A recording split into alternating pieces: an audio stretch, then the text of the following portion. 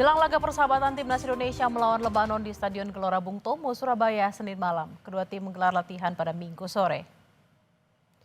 Timnas Indonesia menggelar sesi latihan secara tertutup saudara, sementara Timnas Lebanon menggelar latihan terbuka di Stasiun Gelora Bung Tomo, Surabaya.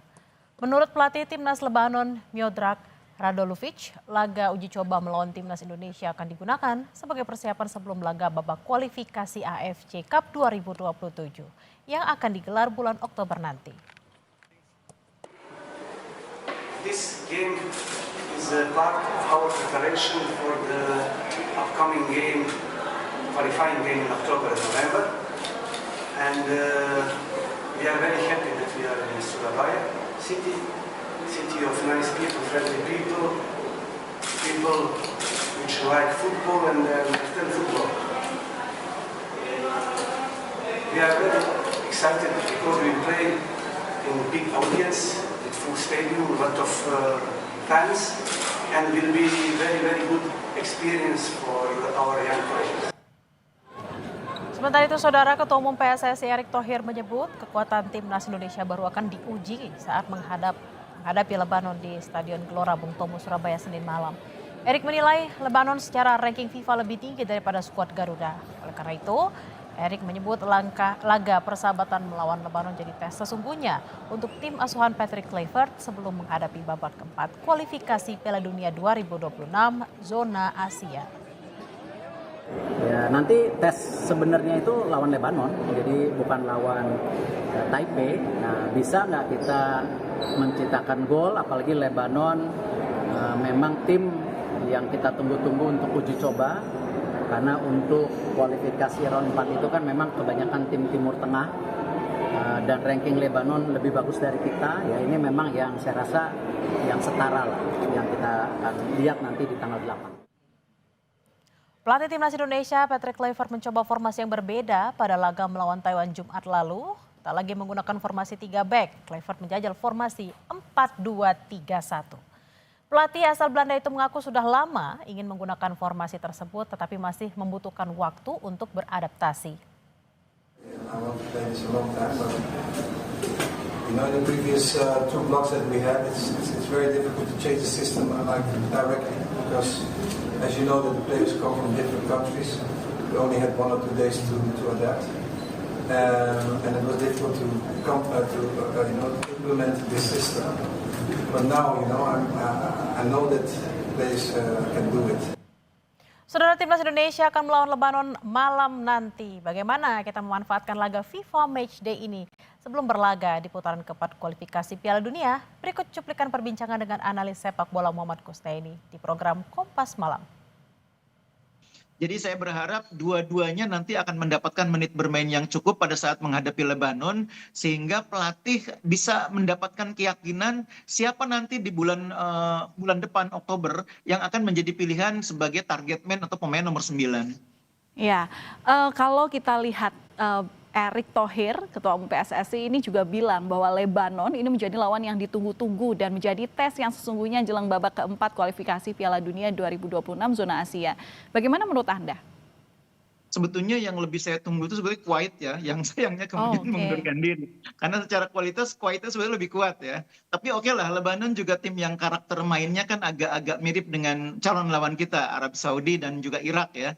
Tapi secara kualitas permainan sebetulnya masih di bawah lah, bisa dibilang setengah kelas lah di bawah Irak, di bawah Arab Saudi. Jadi memang kita sekarang memiliki lawan yang karakteristiknya sama dengan negara-negara Timur Tengah, tapi secara kualitas masih di bawah. Justru ini mungkin menguntungkan bagi kita. Jadi kita istilahnya menghadapi lawan yang pressingnya tidak sekuat Irak, menghadapi lawan yang skillnya tidak sebagus pemain-pemain Arab Saudi. Sehingga akhirnya di sini pelatih punya ruang untuk mengembangkan sistem. Kadang-kadang kalau melawan tim yang kualitasnya sangat tinggi, itu kita kesulitan untuk mengembangkan sistem permainan. Itu yang terjadi ketika kita menghadapi Australia, menghadapi Jepang. Pelatih kesulitan mengembangkan sistem karena dipaksa untuk mengikuti sistem yang dikembangkan oleh lawan. Kita istilahnya lebih banyak melakukan respons gitu ya, respons football gitu ya. Kali ini pelatih justru bisa menerapkan sistem. Nah itu mungkin yang diharapkan dari pertandingan lawan Lebanon. Iya, tapi selain strategi, selain juga formasi yang mungkin juga ini ditata benar-benar sepenuhnya sebagai ajang latihan, tentu kan dibutuhkan dengan kualitas mental para pemain ya. Kalau kemarin hari Jumat waktu lawan Taiwan itu Indonesia bisa tersenyum, nah besok untuk bisa tersenyum jadi gimana ini melatih mentalnya dan apa yang harus jadi catatan, yang harus dikejar, yang nggak boleh luput dari kekuatan timnas Garuda sendiri? Iya, sebetulnya kalau menghadapi lawan yang kualitasnya di atas kita, itu memang ujian mental ya, seperti lawan Lebanon besoknya ada ujian mental. Tapi sebetulnya kalau saya melihat yang paling penting itu adalah bagaimana tim ini mendapatkan chemistry dulu. Karena itu yang selama ini tidak kita dapatkan. Banyak situasi di kualifikasi yang lalu pelatih itu datang menghadapi pertandingan hanya punya 1-2 hari, tidak sempat melakukan banyak komunikasi, banyak bonding dengan para pemain, sehingga chemistry belum sepenuhnya terbentuk. Tidak hanya antar pemain dengan pelatih, bahkan antar pemain dengan pemain. Nah kali ini kan suasananya lebih rileks ya. Pemain ada yang bisa tidak bermain, menonton teman-temannya bermain dari pinggir lapangan. Pemain-pemain pelapis mendapat kesempatan untuk bermain ketika menghadapi Chinese Taipei kemarin. Itu kan sesuatu yang akan memudahkan untuk terciptanya chemistry di antara pemain. Sama-sama menonton, sama-sama menganalisis, sama-sama memberikan sama-sama menikmati pertandingan yang dimainkan oleh teman-temannya. Itu hal-hal yang memungkinkan terbentuknya chemistry. Dan itulah keuntungan uji coba kali ini ya. Pemain tidak terlalu terbebani dengan target-target, tidak terlalu terbebani dengan lawan yang berat, sehingga lebih bisa membangun bonding di antara mereka. Ya, tapi kalau melihat permainan besok yang misalnya bisa dikatakan ini adalah sebagai ajang latihan, persiapan diri begitu ya untuk sambut ajang yang lebih serius lagi ke depannya. Apakah besok ini Patrick Kluivert akan memainkan keseluruhan pemain secara full tim gitu? Menurut saya dicadangkannya bahkan tidak dimainkan gitu ya beberapa pemain kunci seperti kita lihat kemarin tidak ada pemain seperti Jai Ijes, tidak ada pemain seperti Tom Haye. Itu adalah gambaran pelatih melihat kualitas lawan memang di bawah gitu ya. Dan mereka disiapkan untuk menghadapi lawan yang lebih berat. Jadi memang pertandingan kemarin itu menurut saya ajang bagi pemain-pemain pelapis untuk menunjukkan kemampuan mereka untuk menjadi pilihan ketika pemain utama misalnya menghadapi kesulitan atau berhalangan. Nah kemarin beberapa pemain kan kelihatan menonjol, mampu menunjukkan kualitasnya dengan baik. Kita selama ini melihat Nathan Chuaon sudah sangat menurun ya di awal-awal eranya Kluivert, tapi kemarin dia mendapatkan ritme bermain yang lebih baik. Keluar semua kemampuan yang dia miliki yang sempat membuat dia jadi andalan di eranya Sintayong. Begitu juga dengan Sen Patinama, kemarin juga sangat menonjol. Begitu juga dengan pemain baru Miliano.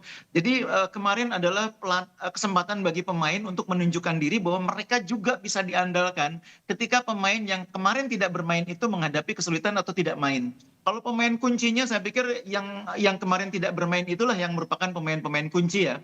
Seperti Tom Haye yang kemarin tidak main, begitu juga dengan Jai Ije itu pemain-pemain kunci. Begitu juga mungkin Calvin Verdong yang kemarin juga baru bergabung.